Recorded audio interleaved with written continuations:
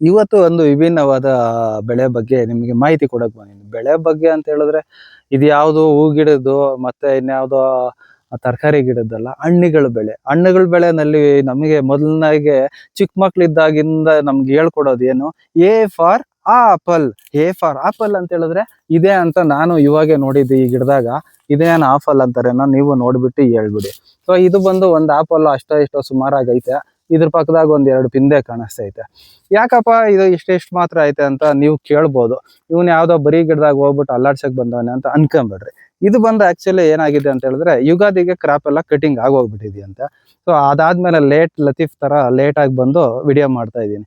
ಆದ್ರೇನು ಪರವಾಗಿಲ್ಲ, ನಮ್ಗೋಸ್ಕರ ಒಂದ್ ಆಪಲ್ ಬಿಟ್ಟೈತಲ್ಲ ಅಂತ ಖುಷಿನಲ್ಲಿ ಒಂದು ವಿಡಿಯೋ ಮಾಡ್ತಾ ಇರೋದು. ಇಲ್ಲಂದಿದ್ರೆ ಆಪಲ್ ಅದು ಕಾಣಿಸಿಲ್ಲ ಅಂದಿದ್ರೆ ಇದು ಯಾವ್ದೋ ಗಪ್ ಗಿಡನ ಆಪಲ್ ಅಂತ ಹೇಳ್ತಾ ಇದ್ದಾನೆ ಅಂತ ಅನ್ಕೊಂಡ್ಬಿಡ್ತಾ ಇದ್ರೇನೋ ನೀವು.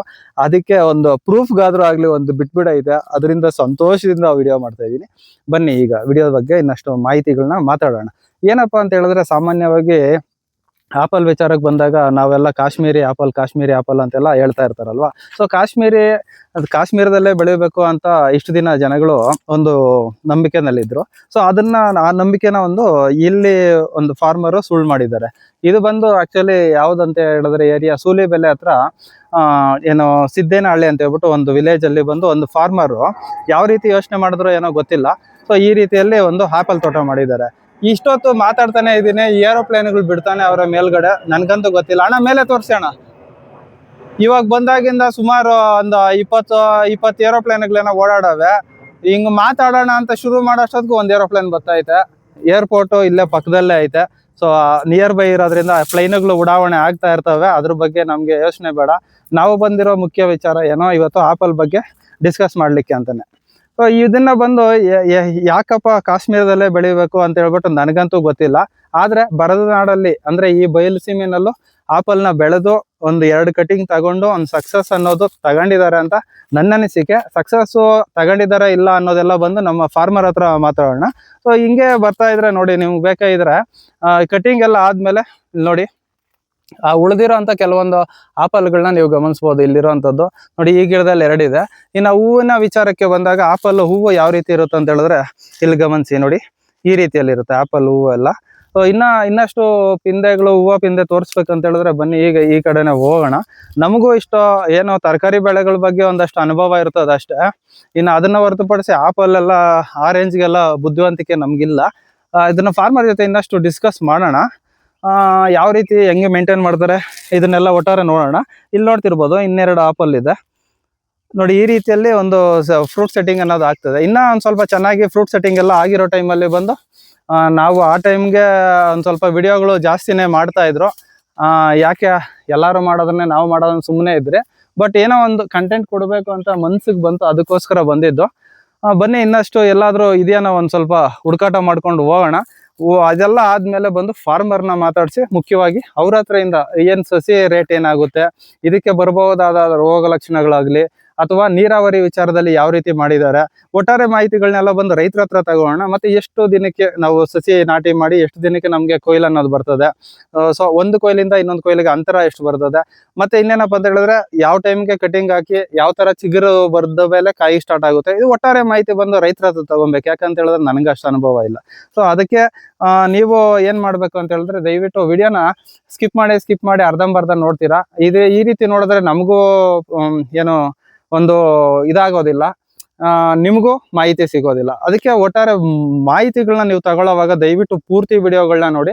ಅವಾಗ ಅಷ್ಟೋ ಇಷ್ಟ ಆದ್ರೂ ತಿಳ್ಕೊಂತೀರಾ, ಇನ್ನೊಂದ್ ಸ್ವಲ್ಪ ಗ್ರಿಪ್ ಬರ್ತದೆ ನಿಮ್ಗೇನಾದ್ರು ಮಾಡ್ಬೇಕು ಮುಂದಕ್ಕೆ ಅನ್ಸಿದ್ರೆ. ಸೊ ಬನ್ನಿ ಹಾಗೆ ಹೋಗೋಣ ಮಾತಾಡ್ಕೊಂಡು.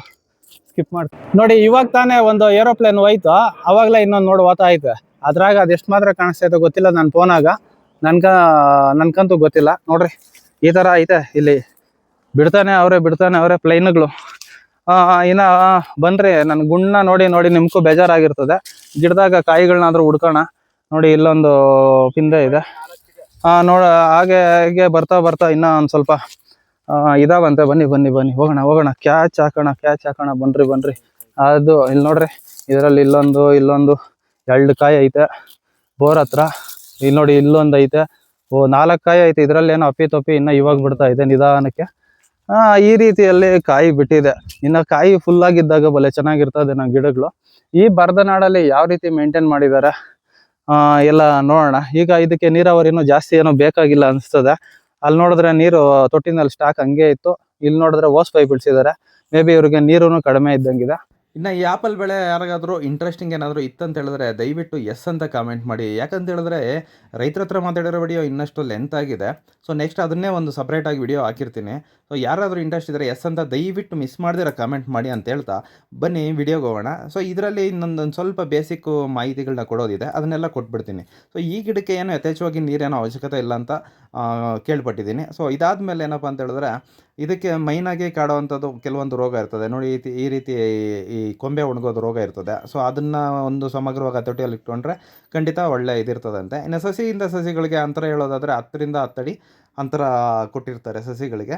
ಸೊ ಇದರಲ್ಲಿ ಬಂದು ವರ್ಷಕ್ಕೆ 1 ಕಟಿಂಗ್ ಬರುತ್ತಂತೆ. ವರ್ಷಕ್ಕೆ 1 ಕಟಿಂಗಲ್ಲಿ ಬಂದು ನೀವು ಫಸ್ಟು ಸ್ಟಾರ್ಟಿಂಗಲ್ಲಿ ಕಡಿಮೆ ಬರ್ತದೆ. ಅದಾದ ನಂತರ ನೆಕ್ಸ್ಟು ಬರ್ತಾ ಬರ್ತಾ ಗಿಡ ಬೆಳವಣಿಗೆ ಆದಂಗೆಲ್ಲ ಒಂದು ಸ್ವಲ್ಪ ಈಲ್ಡ್ ಅನ್ನೋದು ಜಾಸ್ತಿ ಆಗ್ತಾ ಹೋಗ್ತಾ ಇರುತ್ತಂತೆ. ರೈತರು ಹೇಳಿದ ಪ್ರಕಾರ ಫಸ್ಟ್ ಕಟಿಂಗಲ್ಲಿ ಅವ್ರಿಗೊಂದು 1200 kg ಅನ್ನೋ ಸಿಕ್ಕಿತ್ತಂತೆ. ಆಮೇಲೆ 2ನೇ ಕಟಿಂಗಲ್ಲಿ ಬಂದು 2ನೇ ವರ್ಷಕ್ಕೆ 1800 kg ಸಿಕ್ಕಿತ್ತಂತೆ. ಅದರಲ್ಲಿ ಒಂದು 3 ಟನ್ ಬರಬೇಕಾಗಿತ್ತು. ಮಳೆ ಬಿದ್ದು ಹೂವು ಪಿಂದೆ ಉದುರೋಯ್ತು ಅಂತ ಹೇಳಿದ್ರು. ಇನ್ನು ಹೂವು ಪಿಂದೆ ನೋಡೋದಾದರೆ ಈ ರೀತಿಯಲ್ಲಿರ್ತದೆ ಆ್ಯಪಲ್ದು. ಇಲ್ಲಿ ನೋಡಿ ಗಮನಿಸ್ತಾ ಇರ್ಬೋದು. ಇದರಲ್ಲಿ ಒಂದು 4-5 ಪಿಂದೆ ಹಿಡಿದಿದೆ. ಇದನ್ನು ಯಾಕಪ್ಪ ಅಂತ ಹೇಳಿದ್ರೆ ಒಂದು ಬೇಸಿಕ್ ಮಾಹಿತಿ ನಾನು ಕೊಟ್ಬಿಡ್ತೀನಿ. ಅದಾದಮೇಲೆ ನೀವು ಫಾರ್ಮರ್ ಹತ್ರ ಡೆಪ್ತಾಗಿರೋ ಮಾಹಿತಿ ಉದ್ದ ಇರುತ್ತೆ ವಿಡಿಯೋ. ಯಾಕಂದರೆ ಕೆಲವೊಬ್ಬರು ವಿಡಿಯೋ ಉದ್ದ ಇದ್ದರೆ ನೋಡೋದಿಲ್ಲ. ಅದಕ್ಕೋಸ್ಕರನೇ ಇವಾಗ ಬೇಸಿಕ್ಕಾಗಿ ಇದನ್ನು ನೋಡ್ಕೊಳ್ರಿ. ನಿಮ್ಗೆ ಇಂಟ್ರೆಸ್ಟ್ ಇದ್ದರೆ ಎಸ್ ಅಂತ ಹೇಳಿದ್ರೆ ಖಂಡಿತ ಇನ್ನು ವಿಡಿಯೋ ಅಪ್ಲೋಡ್ ಮಾಡ್ತೀನಿ. ನೋಡ್ತಿರ್ಬೋದು ಇದೆಲ್ಲ ಒಂದು ಆವರೇಜ್ ಸೈಜ್ ಇರ್ತದೆ. ಇನ್ನು ಗೊಬ್ಬರಗಳ ವಿಚಾರಕ್ಕೆ ಬಂದಾಗ ಇದಕ್ಕೇನು ಪದೇ ಪದೇ ಗೊಬ್ಬರಗಳು ಕೂಡ ಅವಶ್ಯಕತೆ ಇಲ್ಲಂತೆ. ಸ್ಟಾರ್ಟಿಂಗಲ್ಲಿ ಸಸಿ ನಾಟಿ ಮಾಡುವಾಗ ಫುಲ್ಲಾಗಿ ಇಕ್ಬಿಡಬೇಕು. ಮತ್ತು ರೈತರು ಒಂದೊಂದು ಪ್ಲ್ಯಾನ್ ಮಾಡಿದ್ದಾರೆ. ಇದೆಲ್ಲ ಬಂದು ಬಟರ್ ಫ್ರೂಟ್ ಗಿಡಗಳು. ನಿಮಗೆ ಗೊತ್ತಿರುತ್ತಲ್ಲ, ಅವಕ್ಯಾಡೋ ಅಂತ ಹೇಳ್ತಾರೆ, ಬಟರ್ ಫ್ರೂಟ್ ಅಂತಾರೆ. ಸೊ ಆ ಗಿಡಗಳು ಇದನ್ನು ಬಂದು ಈ ಗಿಡಗಳ ಮಧ್ಯದಲ್ಲಿ ಸೋಯಿಂಗ್ ಮಾಡೋದಕ್ಕೆ ರೈತರು ಪ್ಲ್ಯಾನ್ ಮಾಡಿದ್ದಾರೆ. ಯಾಕಪ್ಪ ಅಂತ ಹೇಳಿದ್ರೆ ಒಂದೇ ಬೆಳೆನ ನಂಬ್ಕೊಂಡಿದ್ರೆ ಖಂಡಿತ ನಮಗೆ ಆದಾಯ ಅನ್ನೋದು ನಿರೀಕ್ಷೆಗೆ ತಕ್ಕದಷ್ಟು ಸಿಗೋದಿಲ್ಲ. ಆದ ಕಾರಣ ಈ ರೀತಿಯಲ್ಲಿ ಮಿಶ್ರ ಬೆಳೆ ಮಾಡಿದಾಗ ಏನಾಗುತ್ತೆ, ಅದರಲ್ಲಿ ಆದಾಯ ನಿಂತಾಗ ಇದರಲ್ಲೇ ಬರುತ್ತೆ, ಇದರಲ್ಲಿ ಆದಾಯ ನಿಂತಾಗ ಅದರಲ್ಲೇ ಬರ್ತದೆ. ಇನ್ನು ಈ ರೈತರು ಬಂದು ಮಾರ್ಕೆಟಿಂಗ್ ವಿಚಾರಕ್ಕೆ ಏನೋ ಜಾಸ್ತಿ ತಲೆ ಕೆಡಿಸ್ಕೊಂಡಿಲ್ಲ. ಯಾಕಂತ ಹೇಳಿದ್ರೆ ಈ ಬರದ ನಾಡಲ್ಲಿ ಈ ಆಪಲ್ ಬೆಳೆದಾಗ ಏನಾಗುತ್ತೆ, ಎಲ್ಲರಿಗೂ ಇಂಟ್ರೆಸ್ಟ್ ಬರ್ತದೆ. ಸೊ ಡೈರೆಕ್ಟಾಗಿ ಹೋಗಿ ಎಲ್ಲರೂ ಜನಗಳು ತೋಟದಲ್ಲೇ ಅವ್ರಿಗೆ ಬೇಕಾಗಿರೋ ಹಣ್ಣುಗಳನ್ನ ಕಿತ್ಕೊಂಡು ತೂಕ ಹಾಕ್ಕೊಂಡು ಅಲ್ಲೇ ಅವ್ರಿಗೆ ಏನು ಪ್ರೈಸ್ ಇದೆಯೋ ಆ ಪ್ರೈಸ್ಗಳನ್ನ ಕೊಟ್ಟು ಬಂದಿರ್ತಾರೆ. ಸೊ ಪ್ರೈಸ್ಗಳ ವಿಚಾರಕ್ಕೆ ಬಂದಾಗ 120ರಿಂದ 250 ರೂಪಾಯಿವರೆಗೂ ಮಾರಿದ್ದಾರೆ ಅಂತ ರೈತರು ಹೇಳಿದ್ದಾರೆ. ಸೊ ಇದು ಒಟ್ಟಾರೆ ಮಾಹಿತಿ ನಾನು ಬೇಸಿಕ್ಕಾಗಿ ಇಲ್ಲಿ ಕೊಟ್ಬಿಟ್ಟಿದ್ದೀನಿ. ನಿಮಗೆ ಖಂಡಿತ ನೆಕ್ಸ್ಟು ಮಾಹಿತಿ ಬೇಕು ಅಂತ ಹೇಳಿದ್ರೆ ದಯವಿಟ್ಟು ನೆಕ್ಸ್ಟ್ ವಿಡಿಯೋಗೆ ಕಾಯ್ತಾ ಇರಿ. ನಿಮಗೋಸ್ಕರ ಬರುತ್ತೆ ಅಂತ ಹೇಳ್ತಾ ಈ ವಿಡಿಯೋ ಇಲ್ಲಿಗೆ ಮುಗಿಸ್ತೀನಿ. ಧನ್ಯವಾದಗಳು.